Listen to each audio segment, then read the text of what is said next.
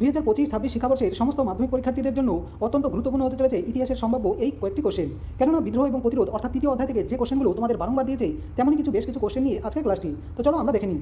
প্রথমত, প্রথম অরণ্য আইন কবে পাশ হয়? উত্তর হবে 1865 সালে। দ্বিতীয়ত প্রশ্ন, রানী শিরোমণি কোন বিদ্রোহের নেতা ছিলেন? চুয়ার বিদ্রোহ, যেটা মেদিনীপুরে সংঘটিত হয়েছিল। দামিনী কহি শব্দের অর্থ কী? পাহাড়ের প্রান্তদেশ। সাঁওতাল বিদ্রোহ কবে সংঘটিত হয়েছিল? 1855-56 খ্রিস্টাব্দে। সিধু কানি কোন বিদ্রোহের নেতা ছিলেন? সাঁওতাল বিদ্রোহ। হুল শব্দের অর্থ কী? সশস্ত্র সংগ্রাম। দিকুশ কাদের বলা হতো? বহিরাগত জমিদার এবং মহাজনদের দিকু বলা হতো। সাঁওতাল বিদ্রোহের প্রতীক কী ছিল? উত্তর হবে শালগাছ। পরের কোশ্চেন, মুন্ডা বিদ্রোহের নেতা কে ছিলেন? মুন্ডা বিদ্রোহের নেতা ছিলেন বিরসা মুন্ডা। 1899 থেকে 1900 খ্রিস্টাব্দের মধ্যে এই বিদ্রোহ সংঘটিত হয়েছিল। উলগুলান শব্দের অর্থ কী? ভয়ঙ্কর বিশৃঙ্খলা। খুদকাটি ব্যবস্থা কী? জমির যে যৌথ মালিকানা সেটাকে খুদকাটি ব্যবস্থা বলা হয়। কোন মুন্ডা নেতা নিজেকে ধাটিয়াবা বা পৃথিবীর পিতা নামে পরিচিত বা নিজেকে ঘোষণা করেছিলেন? উত্তর হবে বিরসা মুন্ডা। রংপুর বিদ্রোহ কোন ইজারাদারের বিরুদ্ধে সংঘটিত হয়েছিল? উত্তর দেবী সিংহের অত্যাচারের বিরুদ্ধে। দেবী চৌধুরানী উপন্যাস কোন বিদ্রোহের প্রেক্ষাপটে লেখা? উত্তর রংপুর বিদ্রোহ, যেটা 1783 খ্রিস্টাব্দে সংঘটিত হয়েছিল। পরের প্রশ্ন, রংপুর বিদ্রোহের নেতা কে ছিলেন? উত্তর হবে নুরুল উদ্দিন।